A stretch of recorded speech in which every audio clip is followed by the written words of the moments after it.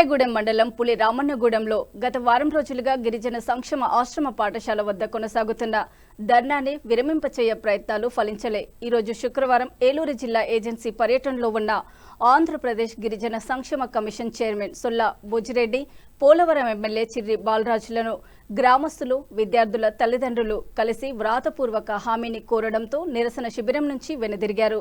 మాజీ ఎమ్మెల్యే తెల్లం బాలరాజు మాట్లాడుతూ ప్రభుత్వం తీసుకున్న హేతుబద్ధీకరణ విద్యా విధానంతో ఆదివాసీల విద్యార్థులు బడిబాట కాకుండా అడవిబాట పడతారని అన్నారు.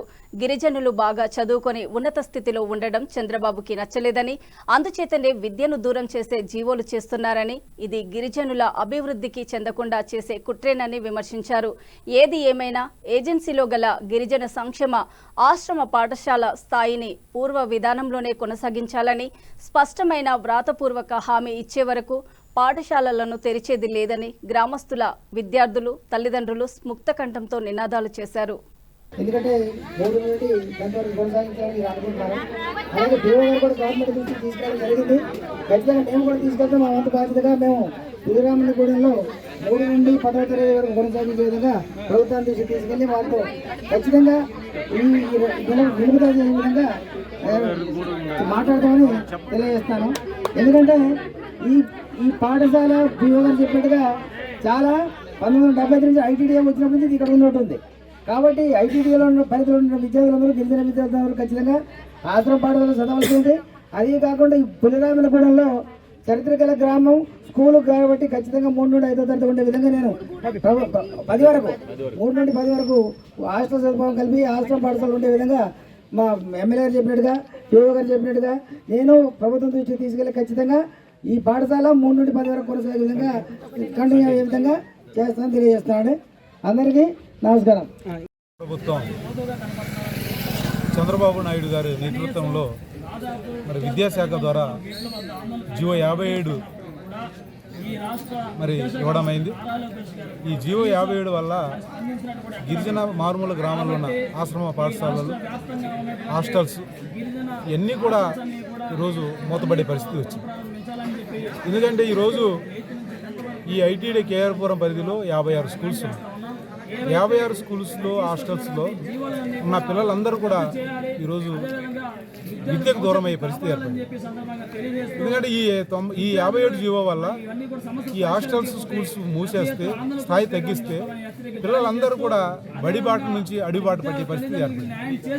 అందుకనే ఈరోజు తల్లిదండ్రులు, ప్రజా సంఘాలు, విద్యార్థి సంఘాలు, రాజకీయ పార్టీలు అందరూ కూడా ఈరోజు పులిరామన్నగూడెంలో మరి ఈ మూసివేస్తున్న ఈ హాస్టల్స్, స్కూల్స్ని యథాతథంగా ఉంచాలని గత వారం రోజుల నుంచి పోరాటం చేస్తున్నారు.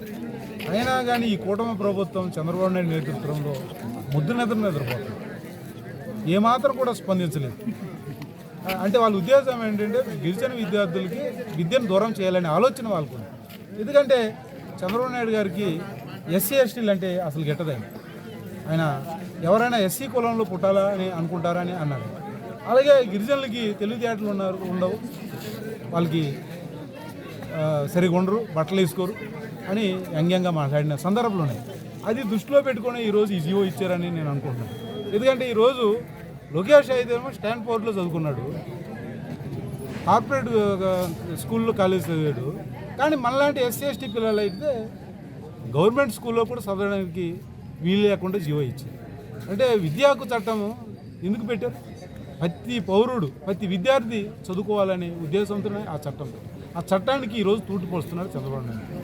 ఈరోజు డిఎస్సి పోస్టులు కూడా, ఉపాధ్యాయుల పోస్టులు కూడా అమ్ముకున్నారు. స్వయం ఆయన కొడుకు లోకేష్, ఆయన పుత్రుడు మరి విద్యాశాఖ మంత్రిగా ఉంటూ మరి స్పోర్ట్స్ కోటాలో డిఎస్సి టెట్ రాయకుండా కూడా అమ్మేసి, అంటే ఈరోజు విద్యా వ్యవస్థను భ్రష్టు పెట్టిచ్చేస్తారు. ఈరోజు ఎంక్వైరీ పెట్టమంటే, సిబిఐ ఎంక్వైరీ పెట్టమంటే కూడా ఈరోజు భయపడిపోతుంది. వెన్నుల్లో వణుకు ఏర్పడుతుంది. దానికి తోడు ఈరోజు మరి మూలిగా నక్క మీద తాటికాయ పడినట్టు ఈరోజు గిరిజన పిల్లల పైన ఈరోజు మరి గుది పండుగ ఈరోజు ఈ జీవో తీసుకొచ్చారు. ఇప్పటికైనా చంద్రబాబు నాయుడు గారు నీ కొడుకు చేస్తున్న ఈ పిచ్చి చర్యల్ని నువ్వు వెంటనే విరమించుకోవాలి. ఏదో నిరంకుశంగా ముందుకెళ్తే మట్టికి ప్రజలే మీకు తగిన విధంగా గుర్తు చెప్తారు. ఏదైతే మీరు ఇచ్చారో 57 జీవోని దాన్ని విరమించుకొని ఈ గిరిజన ప్రాంతంలో ఉన్న ప్రతి 20 మంది ఉన్న ప్రతి పిల్లోడికి కూడా చదువుని స్కూల్ని ఏర్పాటు చేసి వాళ్ళకి చదువు కొనసాగేలా చేయాలని మరి ఈ కూటమి ప్రభుత్వాన్ని చంద్రబాబు నాయుడిని గట్టిగా డిమాండ్ చేస్తున్నాను. ఈ పోరాటం ఈ రాష్ట్రంలో ఉన్న ఈ పోలవరం నియోజకవర్గంలో ఉన్న మూసివేస్తున్న ఈ స్కూల్ అన్నీ కూడా మళ్ళీ తిరిగి పునఃప్రారంభించే వరకు ఈ పోరాటం ఆగదు. ఈ పోరాటానికి మా మద్దతు ఉంటుంది. ఈ ప్రజలకి తల్లిదండ్రులకి నేను అండగా ఉంటాను. పిల్లలకి మళ్ళీ చదువు మళ్ళీ ఏర్పాటు చేసే వరకు మేమందరం కూడా